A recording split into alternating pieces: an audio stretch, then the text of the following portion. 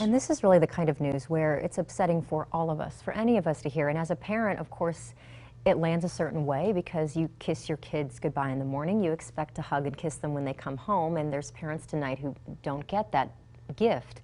So you might be wondering, well, how do I talk about this with my kids? Or maybe your kids might be coming home and asking you questions about today's shooting or their own school safety. KXAN News photographer Andrew Choate spoke today with Dr. Brent Kazzini at Texas Children's Hospital. You have an interesting perspective on this. Can you kind of give me a rundown of your take on this? You know, obviously, first and foremost, it's just really tragic news. I think hearing about this shooting and hearing about these children, you know, I think whenever these things happen, the first thing I think of is myself as a parent, not just a clinician, but I have two children, a 4 and a 7-year-old. And obviously you start to think about something like this happening with your own child in their own school.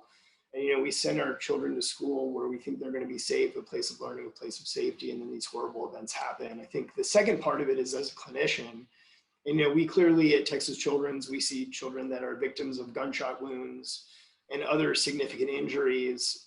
But thinking about the scale of these sort of events also is really, it's a bit, you know, mind-boggling when you think about some of the resources that exist in our communities to take care of children and how overwhelmed the medical response must have been in the community that had to respond to this. Are you able to speak on resources that might be coming their way, or resources that the parents or family members should be seeking out after this? You know, I think one of the key things is really that a lot of this does start at home. And I think it's really important to have open access and dialogue with children about these things, especially some of the older children in the school that are able to process it a little bit different. One of the challenges with pediatrics is that different developmental stages react very differently to trauma.